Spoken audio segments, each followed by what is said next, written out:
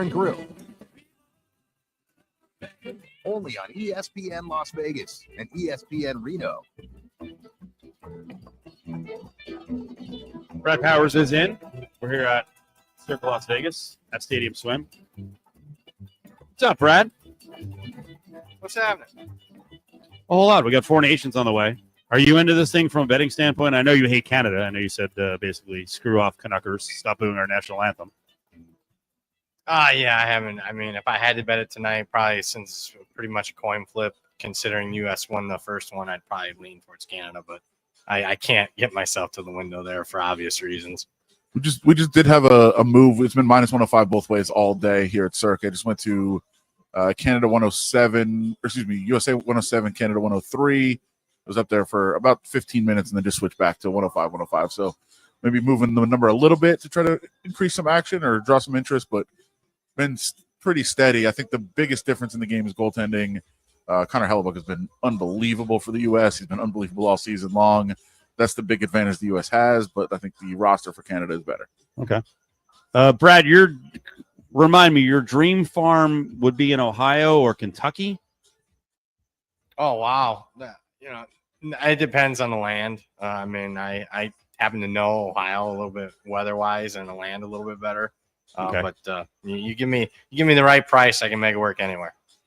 When we win this game and then it becomes official, Canada is the 51st state. Would you consider Canada for the dream farm? A little too cold. Too cold? Yeah, too cold. I don't know anything about farming. That's every 6 months we get the update on farming from Brad. Because we're not mocking on him. We have no idea, no clue. What do they actually farm in Canada? What's their big crop? Do we want them in the 51st state if they don't have good crops? Yeah, I mean, I'm sure it's not too much different than some of the Midwest, especially I'm sure there's a little bit of corn crop, soybeans, wheat.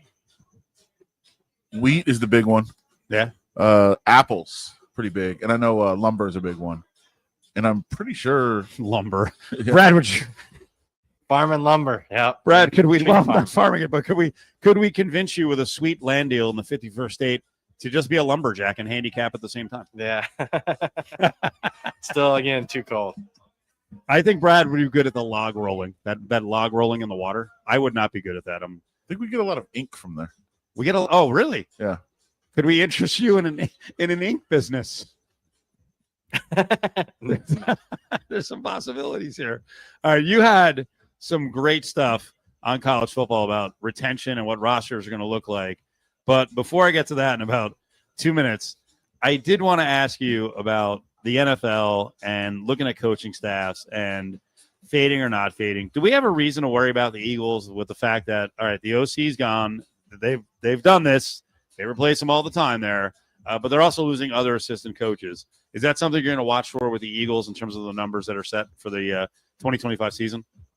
Yeah, well, number one, I still think they have the best roster. And the last I checked, I think they have the best GM. So, I mean, to me, that matters over anything. But we saw last time they didn't handle success well. We'll see if they learned anything from it as an organization. Now, a lot of those guys are gone from 7-8 years ago when they last won it. But they didn't handle success well. I expect them to handle a little bit better this year. But I can tell you this, I am not running the window to bet the Eagles to repeat as Super Bowl champs. Okay.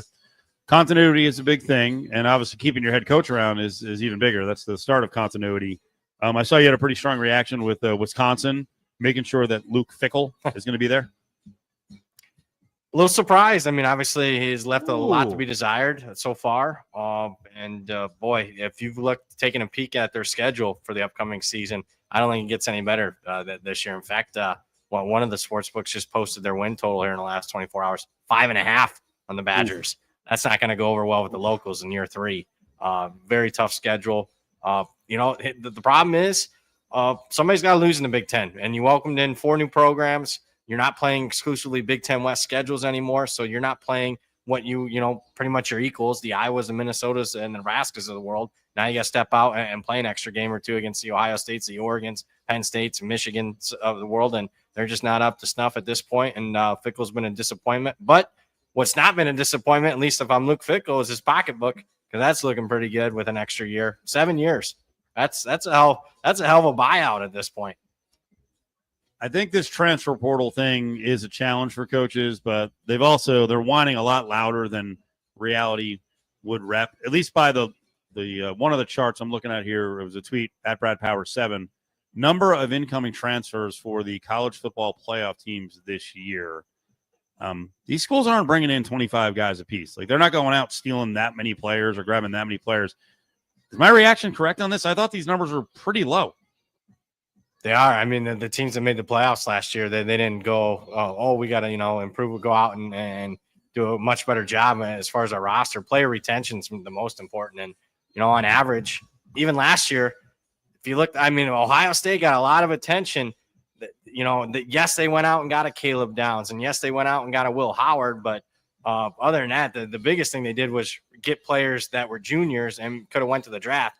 Get them guys to come back for another season. Player retention was more important, and a big reason why they spent $20 million on that. And if you just look at the top of college football, the Georgias, the Ohio States, the Alabamas, the Notre Dames of the world, Clemson, obviously, that finally dipped their toe. They're not going out and getting 15, 20 guys a year. Forget 25. They're not doing 15 or 20 even. I think that sweet spot's in between 6 to 10, and a majority of those guys have to, fill in holes in your two deep. You're getting those guys come in and be a part of the two deep, and that's that. But if you're looking to your base of your roster is not getting overturned like some of what we've seen from these other programs. Just so what does it say? There's too much uncertainty. You can't do that at the top. Right. What does it say that two of the playoff participants, Indiana and SMU, Indiana 20 new players from the transfer portal, SMU 14. Yeah, and Indiana's still in the second year. Obviously they went with they were the one outlier last year, had 30 guys. Well, they had to fill out. They had to get 30 guys to actually fill a roster. So with the first year coach, and obviously they knocked it out of the park.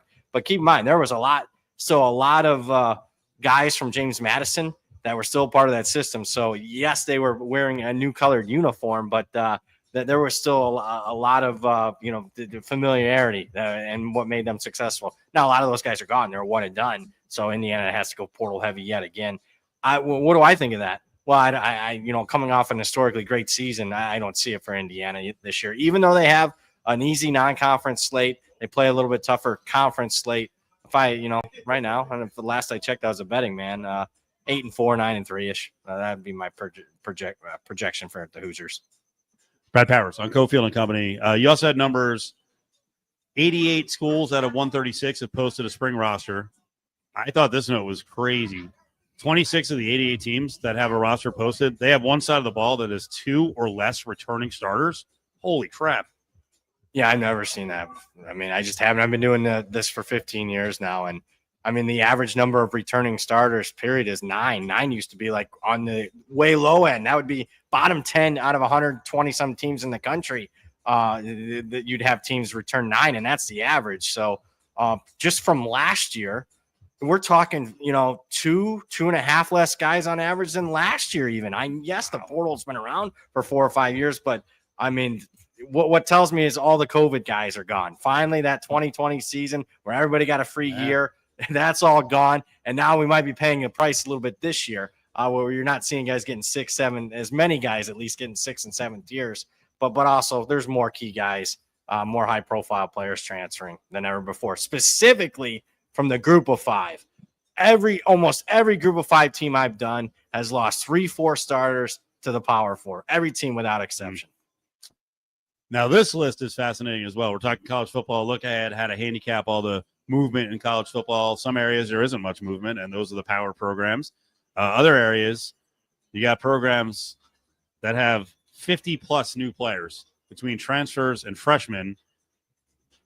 I guess you have to go case by case, but I would think you'd almost fade all of these depending on the win total. UNLV is a fascinating one because this will be the 3rd straight year, Brad, that they have changed up the roster to the tune of 45-plus players. Right now, they're at 51 new players. Yeah, I agree with your sentiment. If it comes down, obviously, it's always price dependent. Give me the right price, I'll buy or sell any team.